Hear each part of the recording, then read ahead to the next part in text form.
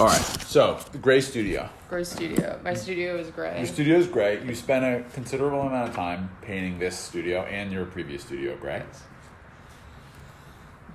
Tell me about that. So this is anonymous shark fin.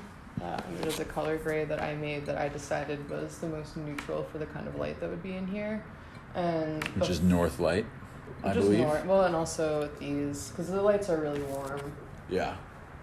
And I thought of getting colder lights, but it's fine. The ground is darker this time a little bit, in a way that it kind of looks like it would be the same from how the light interacts with the planes, but in my last studio it was whatever the standard color grade for here is, which is very light, and it did like an optic thing that was weird. So yeah, I don't like white walls. I don't like working on white walls.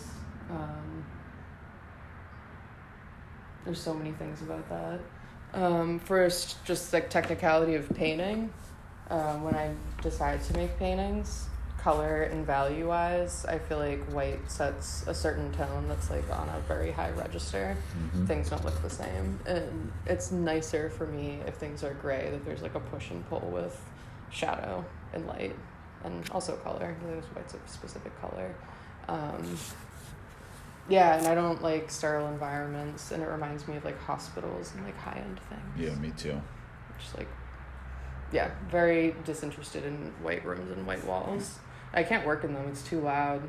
This is like, Mm-hmm. I don't know. I always thought it was a weird thing that like art schools were always painted super white, and also they get newer and newer, and it's like students are sort of discouraged from like doing things, it seems like, and like the space itself is what's preserved. Right. That was always really weird for me, because it's like, well, I don't know, students should be, I think artists should be encouraged to do whatever they want, and especially in schools. Yeah, and it's weird because it like speaks to the language of paper and like canvases and white gesso, but then like when I was going through painting in undergrad, the first thing they tell you to do, or at least in the class that I was in, was to do a gray wash really thin over white gesso, and then add Payne's gray, or like remove it with a rag so you have that push and pull. Mm-hmm. So I know some people love starting to paint on white. I find it really confusing. Never been able to do it. It's so weird. Yeah. Especially observationally, it's like... Yeah, I think it's crazy. I also liked like doing charcoal and then reductive stuff. Like I always enjoyed that, or at least having a grid or something on the white.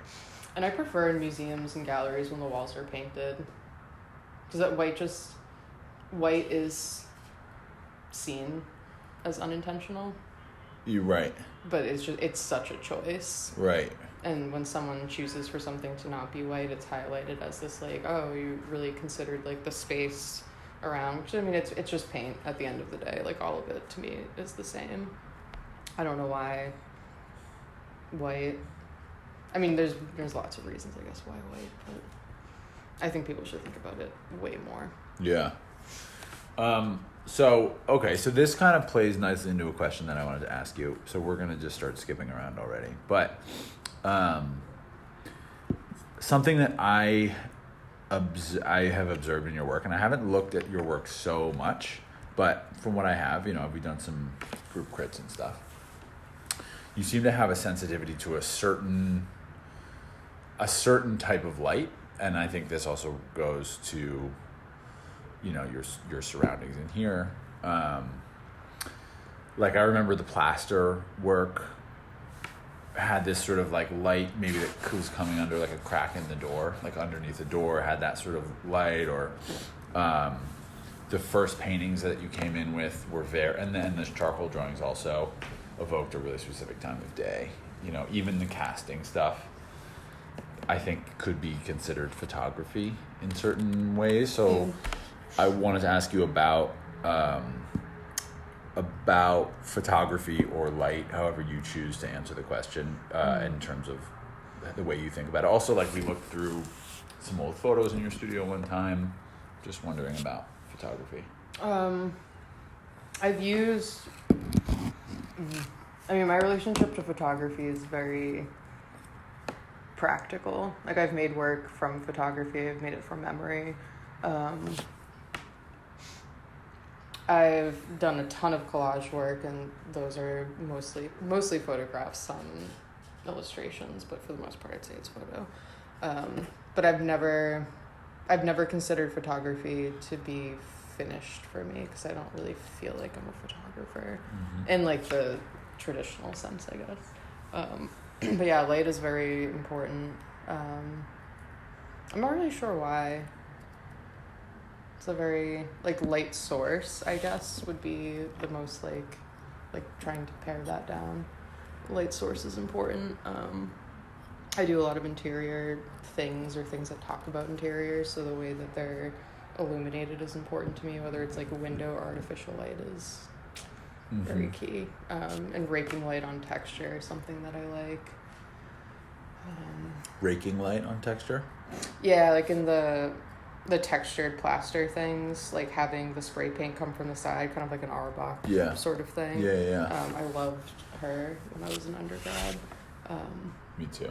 So the idea, and like that kind of thinking about like photography of the way that she captured light from texture and then just like flattened it out, was really nice to me. Yeah. I don't know, I think I like light more than color if I'm thinking about designing two-dimensionally. But yeah. Huh. And then in terms of the casting stuff, do you think about that as a photographic gesture? Do you think about it as like a sculptural one? I mean, it's both, which is why it's interesting, I guess. But definitely more photography than sculpture. Yeah, I feel like my relationship with 3D is like very underdeveloped. And I shared a studio with sculptors for a long time, so I have the materiality and the habits of sculptors, I guess, in that way. But I feel like I don't think about activating space the way that sculptors think about activating space, but some of the things that they use work for me in terms of making objects that like do interact with space, but much more of like an installation type way and not as like an autonomous object. But the photographic part of it, I think, is more interesting in like that pyramid type thing. Like I found myself like over and over again talking about castings and moldings and like ephemera of those things and like capturing texture, capturing like dust and artifacts into something, and then you have impressions of things, and that can just kind of like play back and forth in like an infinity loop of like positive and negative until neither of them really make a difference. But I really like to think about texture, and texture that is cast to me is like so much more interesting than just texture by itself, because it's like the impression of it, and then that can kind of spin off into a million different things. Right, and that sort of a negative of a texture is also a photographic idea, right? Like that's pretty interesting. Yeah, especially if you start thinking about texture in terms of like you have the tactile, the visual, and the audio that's invoked by just texture existing, and the different ways that people relate to those textures with so many different senses, and having a casting of it is like a photograph, like done. That's interesting. It makes me think of like noise, like audio noise or feedback or something.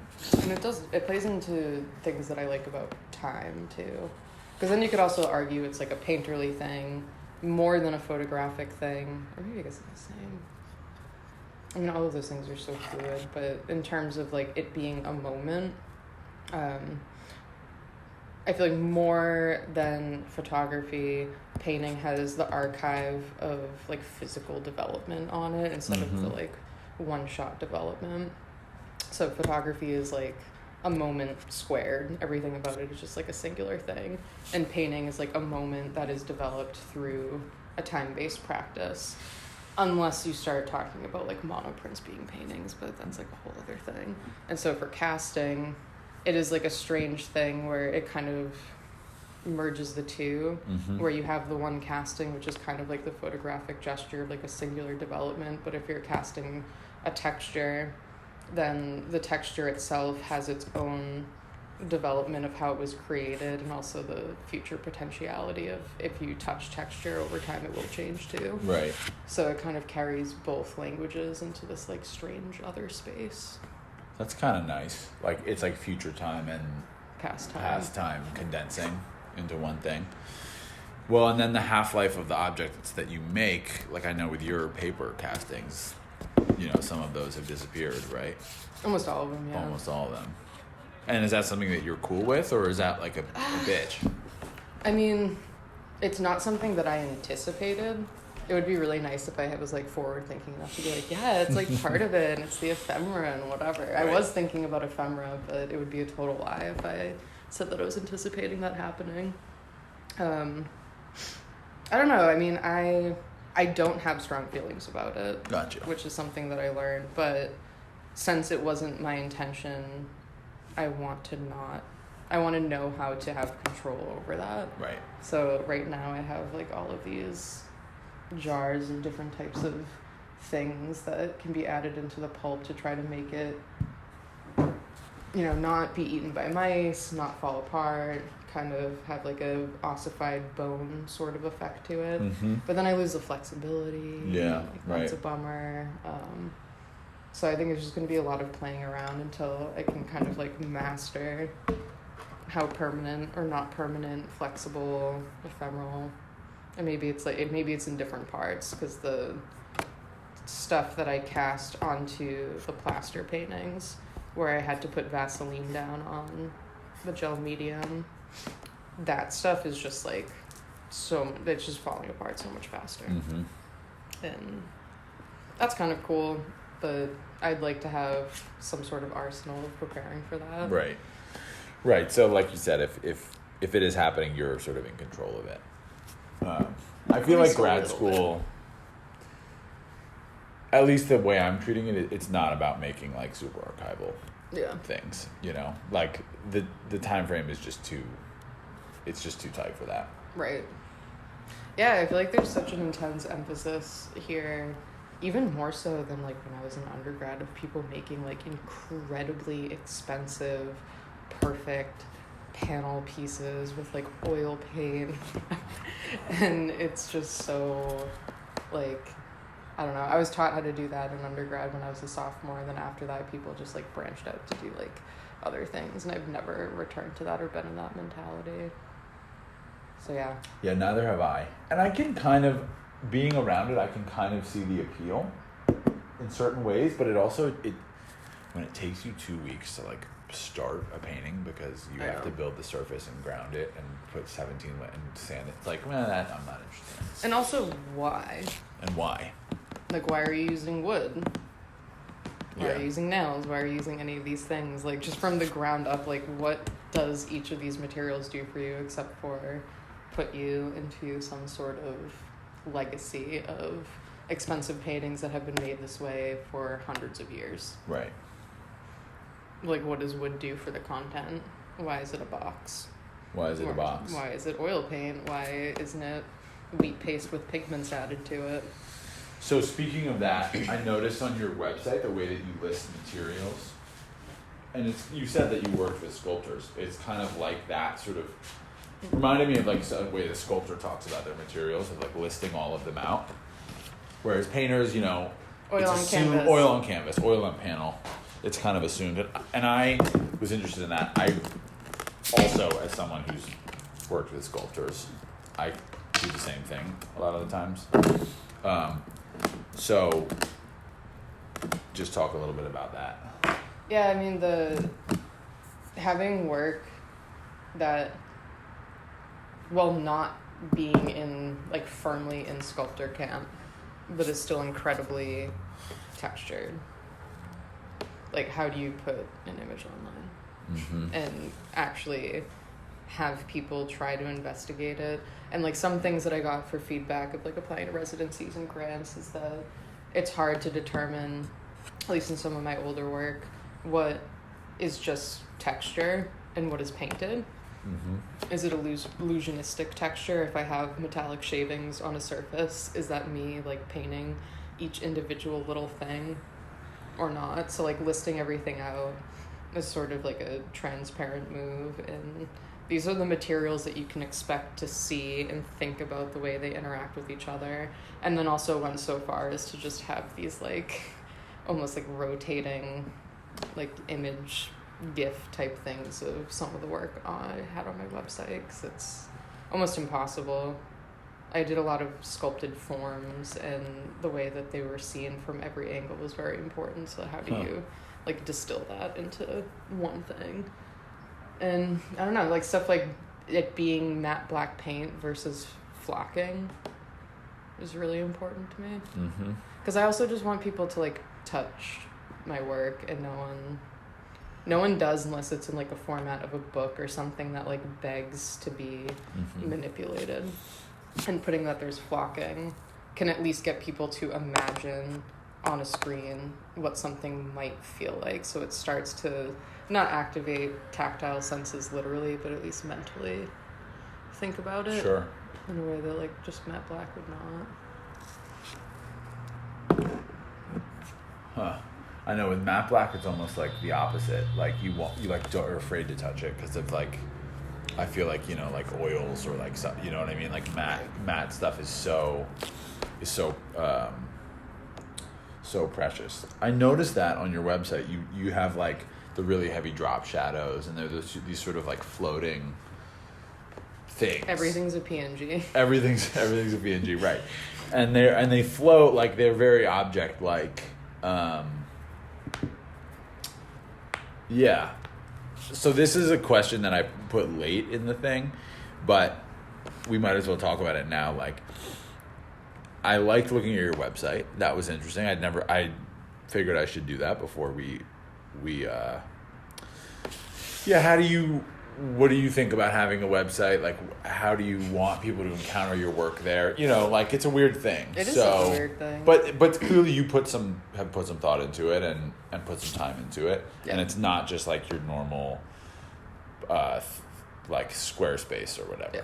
Like, it looks like either you or someone who knew kind of how to build a website built it. So just talk to me about that a little bit.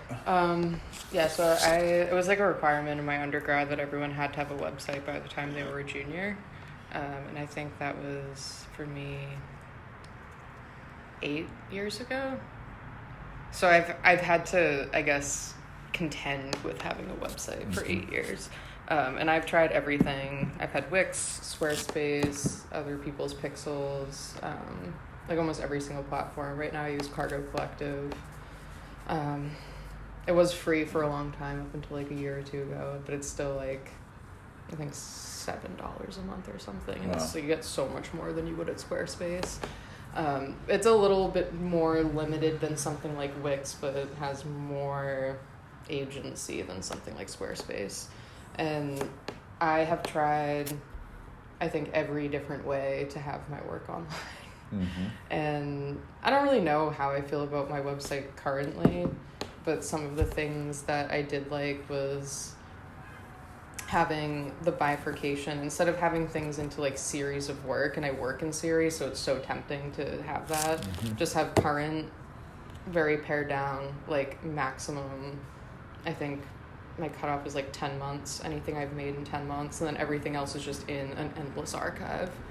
And I wanted it to be neutral gray, but then when you also do like natural vision light versus projected light, that's really harsh. So it's a very light gray.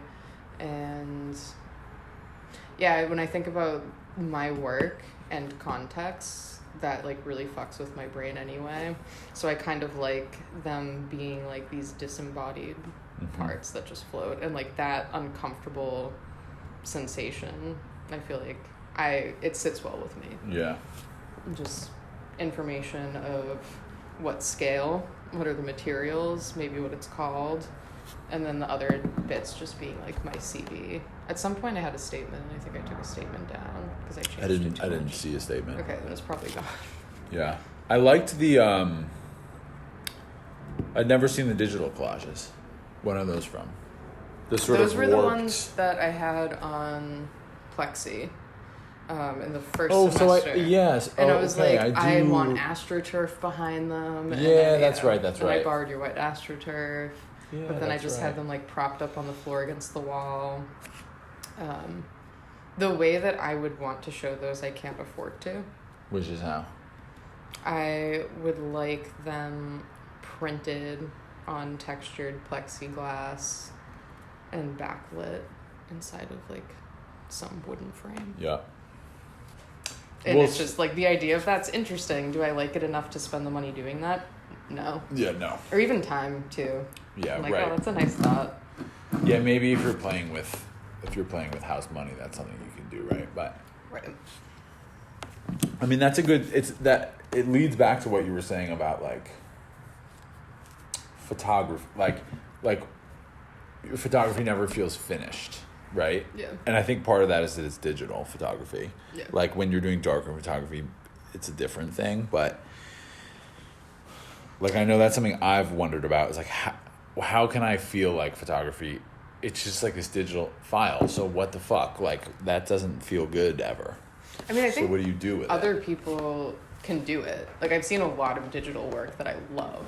Mm-hmm. Like video, photography, stills, things that never get printed out, exist only on screens or like QR codes that you're sent to. And I think it's great. I just don't know that my brain can work like that. Yeah. Like whenever I attempt to do something like that, I'm like, oh, but what if it had like actual googly eyes though? But it can't because it's just on a screen, and then the texture part of it just destroys me. Right. And I feel that way also about like slick paintings. I have the same reaction to making a slick painting as I would making a digital file. Just flimsiness, right? Or like just like shallowness, like. I don't know. I mean, for other people, I think it works. Like the person I collaborate with the most, paintings are like the surface is glass, and I love them. If I were to do that, I would just feel like there's nothing that has traction for me, and I would need it to have some sort of. I mean, maybe it's just the time thing, like an impression of time. Yeah. Even though, like with her work, it's clear when you look at it that there's so much time that's invested in these different parts, but then the surface is just treated in a way that you don't have the tactile sensation of that. You just have to like know as a painter, like, oh right, all of these things were taped off very meticulously to make these patterns and whatever, but it doesn't hit you. Yeah. Physically. There's no physical punch.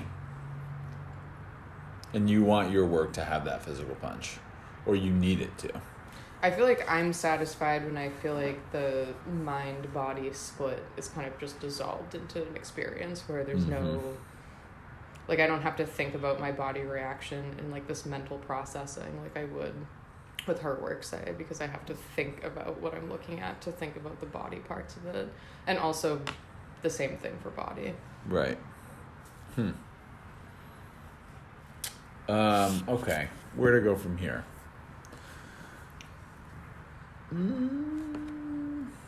All right, let's talk a little bit about writing. Okay. So I know that you write a lot. I do. And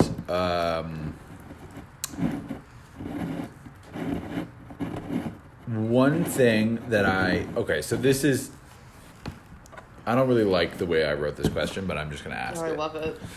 So one thing that I remember being, let's say, leveled at your work in, I think it was a review, was that its written aspect, what you said, basically, what you wrote and then read, was more developed than the Spring final review. Oh, yeah. I think it might have been Lucy who said it. Anyways, everyone said it. Except for Jaya. Except for Jaya, who was like, no, I get it. It's like a meta thing. Right, exactly. So that being said, how do you sort of balance those two aspects, first of all? Like a written component and a visual component? Are they counterparts like that, or are they complementary, or are they like is it weighted in one way? And then the follow-up question being like, how do you kind of deal with those sort of double timelines of like the work and then the written thing? And is there a situation where you ever feel like one is ahead of another? Are they trying to describe the same thing? Like, just how do you think about it? Well, I mean, that's just so muddy. I think if I thought about it clearly, I wouldn't have that problem. I mean, writing is very utilitarian in that it's cheap and it doesn't require any space or materials. And I've been writing forever. I don't really consider myself a writer, although Lucy would love for me to like publish things instead of make art, but that's like a whole other thing. I don't know. Like, I think... How did I try to describe this to someone recently? So I think everyone has a way that they internally think about things. And for some people, it's a dialogue and it's verbal, like a vernacular type thing. I think some people, it's like less of vernacular and more of like a polished language. For some people, it's visual or math or whatever. And for me... I feel like the way that I naturally think about things is colors and shapes and lines and geometry. So if I have thoughts about things, it's relationships with that. And then the first translation is trying to make it a verbal, vernacular sentiment. So if I'm writing, it's already like a translation from like one mental language to another. And then from there, it can become visual and it can go back and forth. And there are times when I skip the writing part and just try to jump into like visual geometry if I'm working abstract, and then I write about it after. But I like the idea of having both sort of being like second languages to the thought, and then having them talk to each other and sort of get lost in translation. With writing stuff now, because I think what happened with the final review is sort of a symptom of where that fell in the timeline of having a bunch of writing, working off of it, making an installation, and then writing about the installation after. So like the writing part of it was the most formed idea, and then from there, if I had made more work since then, maybe the work would be more formed than the writing before, but that hasn't happened. I don't know. I mean, there can't be one without the other. I don't think about them necessarily in like a hierarchy, but I'm not satisfied. I've never been satisfied with visual work that I've made unless there's a lot of writing behind it, and I don't like writing being the final thing. Right. And that's just like a language thing. I only speak English. I only write in English. It feels so specific in ways that visual language doesn't have to be. Right. So that, in that sense, it's like, it's fine for what it does, but it's not, that's like another time texture. Right. Type thing. I don't know. Okay, so I mean, there's one thing is to talk about what has happened in the past, but also if you had to, or like a review, which is like, you know, who cares kind of, but if you could aspirationally say, how would you see them functioning together? If time and space was no object, say, right, sort of like how would the writing and the visual stuff, like you said, one can't exist without the other, so how would they work if you could you know, in your dreams?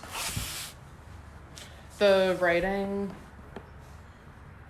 I think my most ideal situation right now, and I know in like 4 months I'll hate this, but I would prefer anything that's written to be audio. Okay. And not something that is read. I think any visual reading I want to remain in like like visual language, like art stuff. It could be performance. It could be with video. I mean, for that particular review, if I had another month, I was going to have the additional texture of audio and a bunch, like I had a ton of audio stuff that I wanted to manipulate and play with. I wasn't going to get into video necessarily, but I wanted there to be a ton of audio overlay and like different layerings of things. And that might be better than like the writing part of it. I mean, I like written statements because it helps me. I don't really care if other people know about them. Yeah. And I think in instances like that, and introducing people to your work and just being like, well, we have to say something, because you also don't want to be the asshole that stands up and is like, the work speaks for itself and I'm going to sit down. Right, of course. Everyone's going to be so upset because they're fatigued already with how much stuff they're looking at. But then the thing that I think I trip up about the most is context, and like the complete fullness of context is so important to me.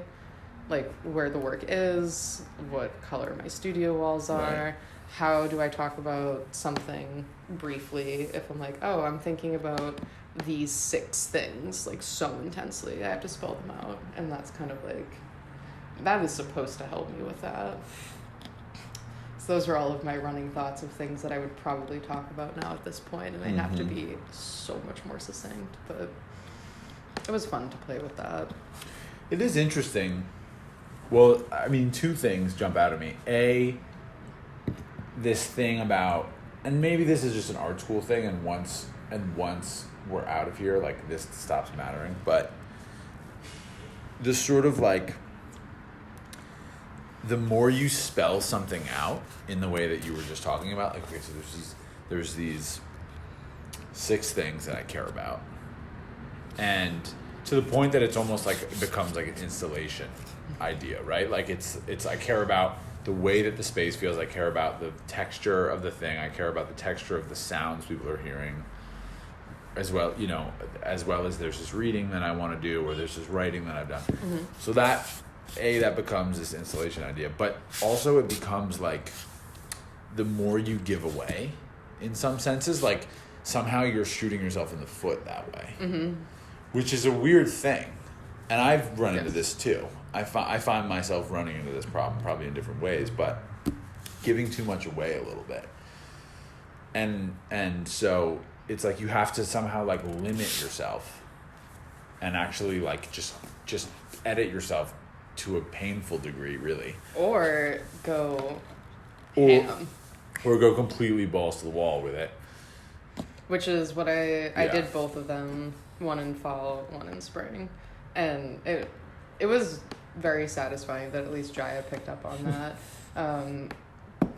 But, you know, like the one in the fall, it was like, how do you give the least amount of information possible? Right. And then what happens, which like what I wanted to do, or I guess I did, I stood behind the review panel so they couldn't look at me. So then they could just hear my voice and like look at the work, and then people kept being tempted to like look back to talk to me until they got tired of doing that and eventually just looked forward and then talked about their views of the art world, which was very satisfying to me. And then it wasn't really about my work, it was like whether or not Lucy and Jaya had their own debate about what was it? It was something with like authenticity and trickery and like who's a deceptor and whatever, and it just became like a weird conversation that was nice. And then afterwards Josephine was like, you know, like all that you left people to do is just like talk about your Celtics hat and like read your biography, and then your biography's on the wall. So then for the spring semester I was like, all right, here's my biography and now it's out, so we don't have to talk about it anymore. What's next? Right. So yeah, I don't know, I feel like it is very art school specific, and that reviews are a performance, whether you're a performance artist or not. You have to stand up with your work and give like, it could be an elevator pitch, it could be a diary entry, it could be nothing, it could be like Zach and just arranging chairs in a certain way. Right. What do you want to get out of it? Right. I mean, so is that sort of it's like a net sum. Yeah.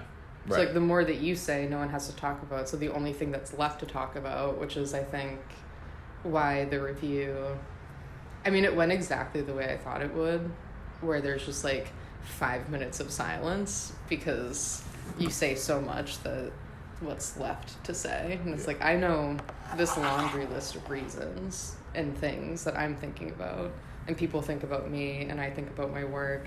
Let's get all of that out of the way. And then you have to think about something else to say, and it's going to take a while, but I will sit here and wait. Right. And that's what happened. So yeah, I'm not going to do that again, but it was like a nice little experiment.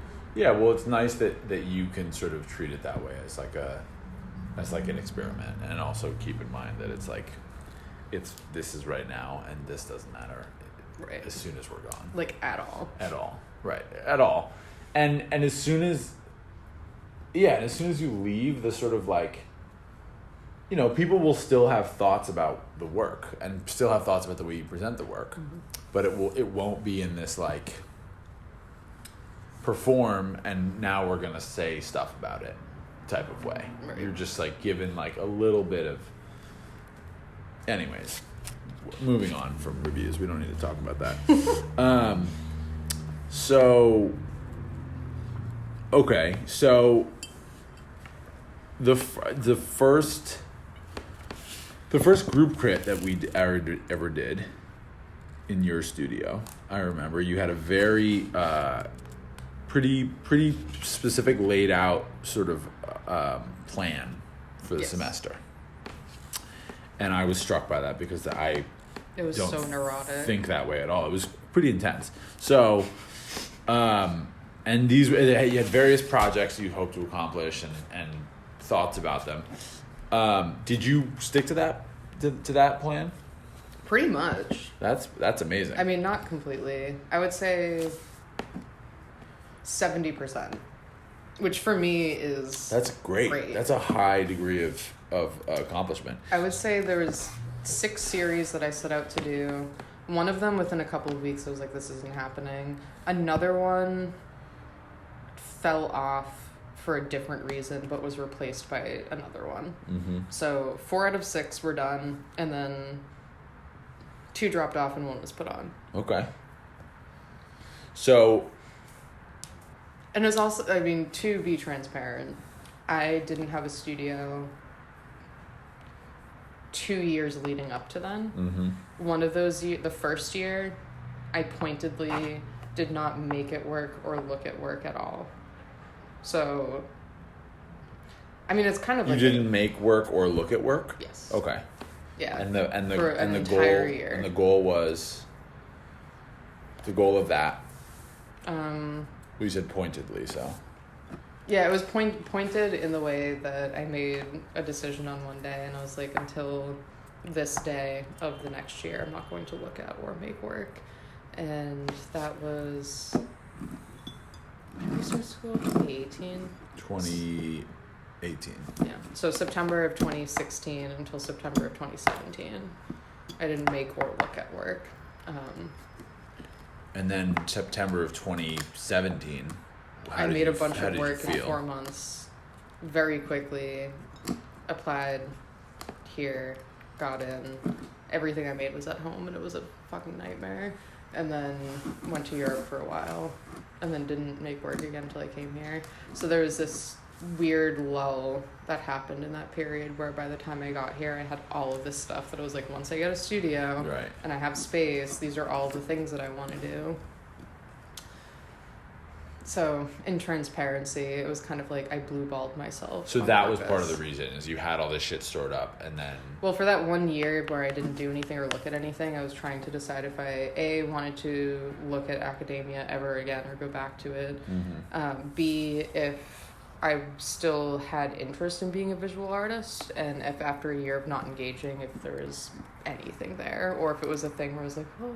I spent all of this time doing it in undergrad, so this is just my trajectory, and here's where I'm going. It's my career. And that was very important to me. To know. Yeah. To know for sure. Like, if I took a year off, would I still care? Right. Or would I just find money in something else and not give a shit? Right, exactly. Well, that's a good test. Is that sort of fallow period type of thing? Is that something that matters to you now, or was it just at that then it felt important to do that? I'm so happy that I did that. Yeah, I think the one thing that I kicked was this thing that a professor that I had for junior and senior year in undergrad, like, impressed on all of us, that even if you have no inspiration and nothing, you just have to keep working. Mm-hmm. And once you get to a point where you have, like, nothing to say or nothing to do, like, task yourself with making one painting a day for, like, 2 or 3 weeks and see what happens. And everything was he was a Capricorn, so everything was, like, production, material, like, value, like, go to New York shows, whatever. It doesn't work for me. Got it. And anytime I would do that, my work would spiral into ways that there were, like, rabbit holes I would get myself into, that in the sensation of doing that and, like, craving feeling like a productive artistic person, I would all of a sudden start to make work that, looking back on it 6 months later, I'd be like, what the fuck was that? Like, none of that matters. I don't give a shit about any of that. It's literally in the trash. It's gone.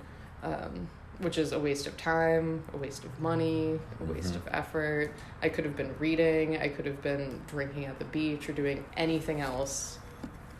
So in that period of time when I wasn't doing anything, I was like, yeah, this entire weird, like, I have to be working and I have to be making something. And if I'm not making anything, I should at least make grounds to prepare for when inspiration hits me. And I could care less about that. Okay, so we're against busy work. No busy work. No busy work. I like that. No busy work. And I mean, it's also in, like, coming here this semester why I'm like, I don't have anything to show. And, like, I'm 30 years old. Like, please ask me about how much I give a shit about having busy work to show you. And it would just be like, am I interested in this? No. Do I care? No, but here it is. Like, please give me a grade. Right. I don't want to waste anyone's time, mine or anyone else's. So do you think those are thoughts about academia, or are those thoughts about are those thoughts about art school, or is that sort of more the way that you work, is like, if sometimes I just don't care to do it, or like I don't have things that I want to make, and sometimes I do, what is it that actually keeps you coming back? Yeah, it's all of those things. I think American education is a very specific thing. I mean, American capitalism is also a very specific thing. And those things they're mirrored throughout the rest of Western culture too. But here, I think the thing that shoots people in the foot first is the specialist attitude, where you're going to be trained to become a specialist in your field, and, like, nothing else matters. Maybe you can, like, throw on some electives here and there, but this is what you're doing. You decided at a certain age and you move forward, and the fluidity and movability is just not there. And the idea of commodity and object and outcome is so important to people. And I've never cared about that, and I tried putting on that hat for so long, and I don't care, and I'm not interested in work like that either. Like oh my god, Mike Cloud, his lecture, I feel like is a perfect example of that. Like, he's thinking about all of these things that can be really interesting and have to do with, like, human categorization and, like, different levels of empathy and sympathy and Venn diagrams of things, and spiral off into all of these tangents. And then you look at the paintings and it's like, you just tasked yourself with making a painting out of stretcher bars and paint, and, like, none of this matters, and it doesn't talk about what you were talking about 10 minutes ago at all. And I find myself in that trap so many times, out of just being like, well, you just have to get in there and make something. And then it's just embarrassing. Because there are things, I'm sure with him too, if you, like, look in the trajectory, where they do line up and they meet, and it's nice, and you can just erase entire pockets of time where I guess you could try in hindsight to argue that making like a ton of shitty paintings for a year brought you to... Got you somewhere. But I don't know. I feel like that is better spent like reading and finding things you're actually curious about than beating your head against the wall. Mm-hmm. It's just such a like Puritan thing. Mm-hmm. Like, work hard and God will reward you. Mm-hmm. And there are so many atheists around today who just are a bunch of pilgrims in that way. Yep. It's boring. Oh, it's very true. All right, so let's talk about books a little bit then. Okay. So the last time I was in here, well, and now, lots of books on the table. Lots of... They're in a stack now. They're in a stack now, yeah. And now after that... For those listening at home. Yeah, they're in a stack. So they're... Some of them were sort of zines. Some of them were artist books. Some of them were real books. Mm-hmm. And Theory books. Your artist book last year was quite involved. I think we could say. So, what I wrote here is tell me about the book as a form and how you relate to it in your practice and in your reading life. That's an easy question. There you go. You touch a book. Uh-huh. You don't touch paintings. It's 4D versus 2D. So just in the form in and of itself, you have to consider time and it as an object, whereas painting you don't. Mm-hmm. And you can easily squeeze in narrative things, writing, discourse, whatever you want, and it sits well. And that way it's, I guess, kind of a cop-out. But also the economic side. Why? Of Just because it things. works? Because it does these things? It's because like I can print out text and put text in either of those books and no one's gonna cry. Right. But if I printed out text and put it on my painting, it's like we have to talk about why and like the history of text art and all of the people who come before you. So like the form lends itself to that kind of fluidity. But then economically, it also speaks more to the idea of the multiple. Mm-hmm. And affordability and not only who looks at art, but who is art for in class structures. And it's very simple and straightforward in that books are things everyone has and has access to and paintings aren't. Mm-hmm. Okay, so then relatedly, I feel like we should talk about paper making if we're talking about books. The writing, the reading, and then making the paper, but you're not really using this paper to write that I know of, or draw even. I mean, that's debatable, but it's not utilitarian. It's not utilitarian in that way.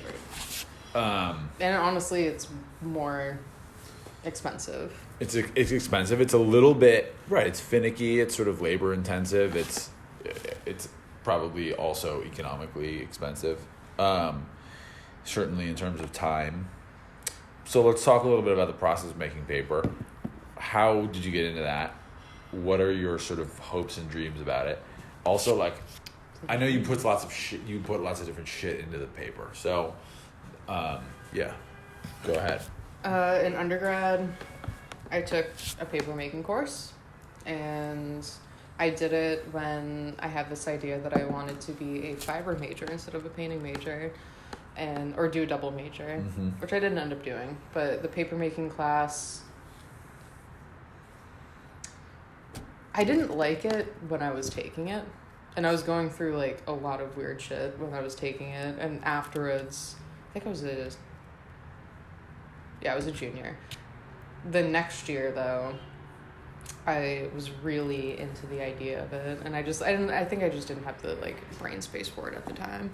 But the thing that I like about paper making is it's so much more satisfying as a painting to me than most paintings, and that it's just so minimal. Mm-hmm. And it's not trying to be a million other things and like argue itself into this like 3,000-year-old discourse of making visual art, but you can just like put materials in and make a 2D surface out of it in like whatever capacity you want, and then that becomes a thing. And it has all of like the texture, time-based things, materiality, intentionality that I like.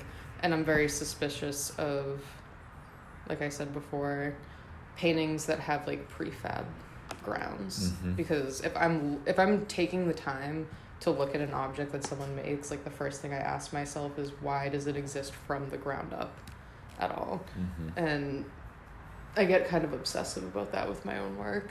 So having that as a ground is nice because I'm in control of it from start to finish. All of it's very intentional. And even though it's not cheap, it's the thing that ends up being cheap about it is a time-based thing too, where if you have work on paper, even if it's on like thick, substantial paper, storing it is way easier than having panels. Well, I think that's, a few things. I've always really liked, like whenever I look up an artist, and this is typically painters or 2D, whatever, but actually sculptors too. The works on paper, I look at those first for some reason. Like if I want to know if like an artist, like if I really believe them, like if I really buy it, right, I always go to the works on paper, and I can see like, okay, can they draw? Can they sketch? Like what is this stuff like? And then it's sort of easy to go from there. I think people react differently to paper than they do anything else. Right. Because it's also that it speaks to like the economy of materials, where if you just grabbed a random person off the street and asked them if they've done something on canvas or wood panel versus on paper, everyone has written on paper or like done something to paper in their lifetime. It's a very accessible thing. It is.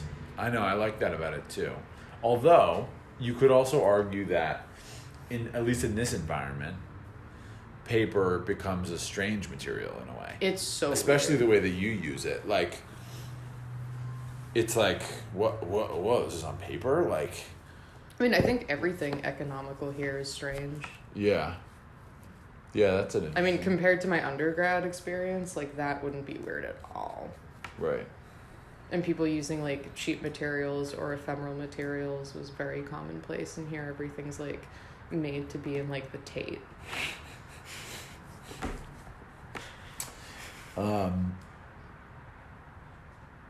So yeah, all of that's very new for me, and it's something that I'm just like reacting to in real time. And I have to like reach back to my network from undergrad. And I'm like, when you guys went to grad school, did this happen to you? Yes or no? And no? Did it? Okay, can I talk to you about something? Did it not? Not for a lot of people. Huh. Yeah. It's interesting. There's this sort of like, there's this thing that I've noticed where it's like, on the one hand, I feel like I think we as artists sort of think that we can make our work out of anything, you know? Like I still kind of feel that way. Like, just give me whatever and I'll make something out of it. Like, but at the same time, like we become so crazy about the materials that it is we use. Right. And how much time is spent actually, I don't know. I struggle with it too. I mean, for me, there's like in the shape of like an X, I guess, you have like don't give a fuck and care so much as being these sides, and then up and down is how it relates to what like the overall like concept or emotion or whatever the drive is. Right. So if you have your drive and you care so much about everything, then whatever you make from the ground up is going to relate to this like drive and concept. You could also give so much of a fuck, but like not have it relate at all and just have it be a paneled painting. Which, if you're not making work that speaks to like the history of making panel paintings, why does it look like this? Just because it's a default. Okay, could you explain that more? No, it's just intended for a museum. And then it just becomes boring. 'Cause it's like, yeah, like I appreciate the technicality and the finesse that like you've put into this, but the concept and form of it is just like pushing the language of painting or 2D representation into a coffin. And like we've been trying to fight against that for so long, so why is this happening? So in like that shape of an X, like all of the paneled stuff where it doesn't matter is down here, and then you can have things made on like trash or like whatever you want, as long as it like fits with the drive and the concept, and you know that, and that can be up here, or it can be on the other side where you just like don't care because you don't have money or you don't give a shit, and then that doesn't matter. That would be up there. And then also like people who work on just like Blick. like 11 by 14 games. Right, exactly. And like the other end. But yeah, I don't know. I think my undergrad experience is just like very like forward in my brain when I think about materiality. And Josephine, in the last studio visit she had here, said something to me about mass art that was like, usually people who leave mass art are one of two things. They're either like really technically proficient or like really concept driven, but it's like one or the other. Like there's an intelligence or like a material choice that's made there, and like that's just been really messy. What are you trying to say? Like probably nothing, but interesting. Yeah, you can. A lot of things that happen here would not fly in my undergrad experience. Yeah. Like people would just be roasted for like 2 semesters until they stopped. Yeah. Okay, so what is? I know you've done a lot of. You've done some collaboration, and then you've also. I know you did this residency. I think you've done other residencies. Talk about that a little bit. Also, we have way more than we need at this point. It's like we've been talking for like 35 minutes, I think. So I think we have plenty in terms of the length of the assignment. So I'll ask you a few more things and then we can just kind of whatever. Okay. Thinking about collaboration, but also like where it is that you would like your work to be, or like to be, how would you like it to be seen or encountered, and those may be related, maybe not related, but yeah, that's the question. So like collaboration and how you would like your work to be seen. I have no idea how I want my work to be encountered, or where, or where. Okay. I mean, I'm very suspicious of institutions. Also, if I was given an opportunity to be in an institution, I don't know how I would react. Would probably do it. In a few years, would I not? Maybe, I don't know. Right. I think I'm just suspicious about everywhere my work is, that I can't be in control of it. Well, it's like that. It's like that. Sorry to interrupt you. No problem. It's like that famous. I don't know who it was that said that, but I wouldn't want to be a part of any club that would have me as a member. Yeah. Right? Right. Yeah, that's like that. I mean, I think about those things very intensely. I think I would probably be totally fine with turning down an opportunity that was like career changing if the place was shitty, and would probably make a lot of people that I know upset over it, especially if there was like money involved. But Right. I can feel like pretty pig-headed about stuff like that. Collaboration wise,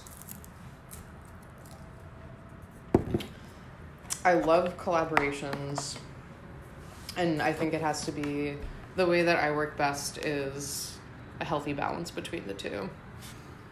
I think I can get lost in one or the other, so I just like have to juggle them all the time. And there's stuff that I do in my individual practice that's like so nice and freeing, and that there's no one that I have to like check around with or like check in with and whatever. I can just do my own thing. But then it's also nice being in a collaboration to have someone just constantly like thought check like what you're doing and be like, oh yeah, no, but this. Mm-hmm. And also to like parse out work. That's nice.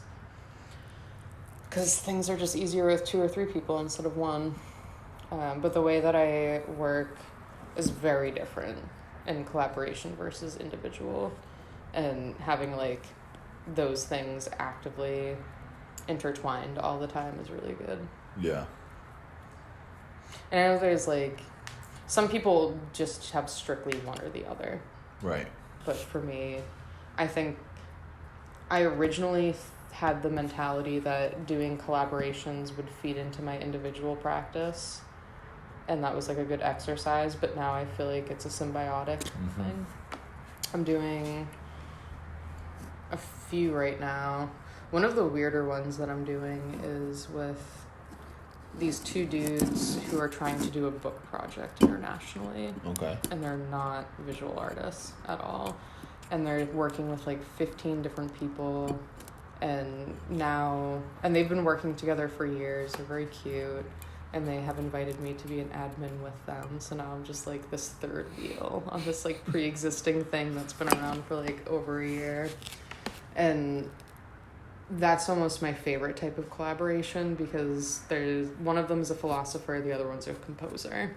And so all of us, when we like meet up at a table, the way we think about a given thing is going to be from completely different places, and that's fun. That's pretty interesting. The other, so you're not actually gonna make a book. You're involved. I'm making the book. You are making a book, or you're making one book, or like theoretically it's going to be a journal publication. Got it. But it's going to be, everything about it's experimental, so I'm in charge of the book design for the first iteration, at least, like maybe future ones. But it's going to be a publishable journal, a book.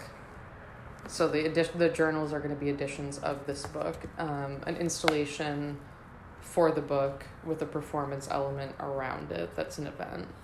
And then there's going to be a digital presence too. So the book itself is a hybrid between art object, multiple publication in the journal format, and this internet presence TBD. And that's going to be situated inside of a specific time-based event that's also going to have a performance and like a physical environment wrapped around it. That sounds pretty interesting. What's the timeline? Everything is going to be done in April. Submissions for the journal are due at the end of December, and then I have from then until like February or March to design the art object, and then the translation for it to be made into like a cheap multiple, and then the actual event itself is going to be in April. And I'm in charge of the installation too, because I want it to be texture based, so I just have to like hire people to do that and just be like, here are all of the designs. That's kind of interesting. So a bunch of other artists are going to send you stuff, or artists or writers or whoever. There's some physicists, poets, theorists, some visual artists, photographers, filmmakers. Who else? And have they all been given some sort of theme or some sort of... Yes. And I think the theme is silence. And then there's a bunch of theory texts that go behind it that these 2 dudes behind the scenes, I just got caught up on this last week. They were just like, we're going to show you behind the curtains now that you're an admin. I was like, thank you so much. They have like a laundry list of theories and texts that they've been reading, and for each person they've been giving like concentrated versions of that and what they want someone to think about considering their skill set, and then they have to react to that in the face of the concept of silence. Interesting. I do like the. I like a texture-based silence installation. I like that. Yeah, it's gonna be weird. Where's the event gonna be? TBD. DVD. They're hoping to get 5th floor. They're hoping to get like $20,000 in funding. Nice. So I mean, it wants to be at a space. It wants to be them. in a thing, yeah. It might end up being at Dorchester Art Project. Who knows? Oh wow. Yeah, we've been talking for an hour, so I'm gonna end this. Okay.